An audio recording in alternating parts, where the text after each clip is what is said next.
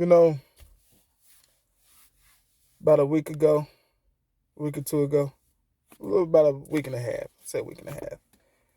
We unfortunately lost a great actor by the name of Lance Reddick. Lance Reddick was a fantastic actor and one of my favorite shows. I think I was first introduced to Lance Reddick um, when he was on the show Fringe. Fringe was my shit. I love Fringe. If y'all remember the show Fringe, used to come on Fox. Yo, Fringe was fire. And then he also did, of course, The Wire, which a lot of us consider to be one of the greatest, if not the greatest, TV series of all times. And the news just kind of hit everybody by surprise. You know what I mean? We were so used to seeing him work on a regular basis. I mean, he even did commercials. That's how thorough he was. And so when we got the news that he had passed away, everybody was like, wow, like, damn. It just came out of nowhere. 60 years old, man. And, for I understand it was natural causes. Very unfortunate. But hey, man, just never know these days. But one of the things that I took issue with was the fact that the so-called sisterhood of Dusty Queens and, fatherless females that we, as I call them, dust buckets, for some reason they felt the need to focus on his wife, right? And the fact that his wife was a non-black woman, right? Seems Mr. Reddick, the late Lance Reddick, was married to a particular white woman, right? And rather than focus on this man and his legacy and the work and the fantastic work that he did in the world of film, things of that nature, they wanted to focus on the fact that he was married to a white woman. And see, you have to understand that when you're dealing with people like this, you're dealing with people who can't see the forest for the trees. They're always focused on the small picture, the little things, right? See, me, I don't focus on one tree. I focus on the whole forest. I focus on the bigger picture. I learned years ago at a young age that it's always about the bigger picture. You see? And you can't afford to get distracted by the bullshit. You understand what I'm saying? See, me, I don't give a goddamn that his wife was white. And if you're a part of the sisterhood, neither should you. What you should be concerned about is how did she convince him to put a ring on her finger in the first place? See? Because white women have their issues just like any other race of women, right?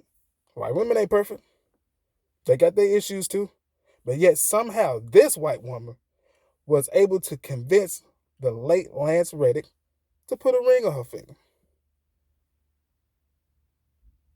Why can't you do that? How is it that she succeeded where so many of you failed? Something about her made him look at her and say, hey, this is a woman of value. This is a woman who can only make my life better. And then they tried to post pictures of her that was, supposedly unflattering. They tried to post pictures of the woman that were in bad taste. First of all, everybody gets older. I don't know anybody that's undefeated against Father Time. You're not going to look today the way you looked 20 years ago, 30 years ago.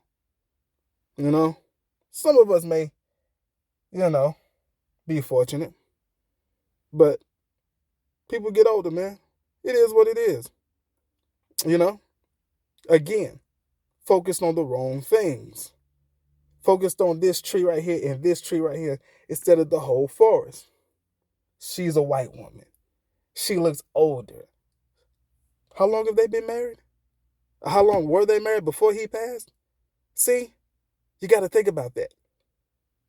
She was able to convince him to put a ring on her finger And they stayed married for X amount of years, had a beautiful life together. But what you doing? Where's your man? Where's your husband? And I ain't talking about no nigga that's willing to come through and smash at 10 o'clock at night. I'm not talking about your so-called options. You understand what I'm saying? I'm talking about where's the guy that's trying to put a ring on your finger today? Where is he at?